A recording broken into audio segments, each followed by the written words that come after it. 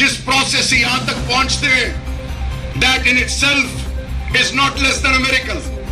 یہ آپ سے کمٹمنٹ ہے انشاءاللہ کہ اس ملک کے اندر کتنا بڑا طاقتور کوئی کیوں نہ ہو جو میری نسل کی عزتوں سے کھیلے, ان کے فیوچر سے کھیلے, پاکستان کے امیج کے ساتھ کھیلے, اس کے لیے اب اس ملک میں انشاءاللہ جگہ نہیں ہے.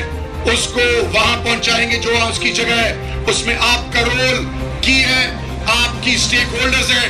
خدا کے لیے آؤ عہد کریں کہ ہم نے پاکستان کو ڈرگ فری بنانا ہے. ہم نے دنیا کو بتانا ہے کہ نہ صرف ہمارا مذہب, ہمارا دین, ہمارا ایمان, ہمارے ویلیوز اس کو ریجیکٹ اور ڈسکارڈ کرتے ہیں, بلکہ ہم تمام دنیا کے لیے اس میں لیڈنگ رول پلے کر رہے ہیں, آگے بھی کریں گے.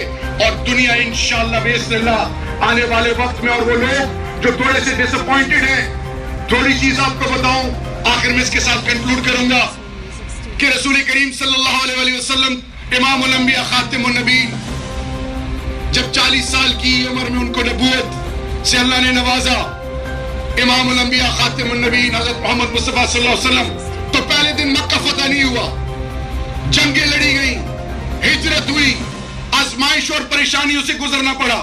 پہلے دن بالجہر اذانی نہیں ہوئی, پہلے دن باجماعت بالجہر نمازی نہیں ہوئی, تھوڑا ٹائم لگا. Future belongs to the people of Pakistan inshallah. Future belongs to the youth of Pakistan. Pakistan is going to become a country inshallah which will become an example for the rest of the globe.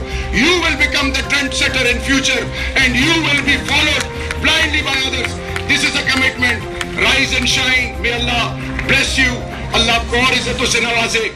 Long live ANF. Long live Pakistan. Pakistan زندہ باد.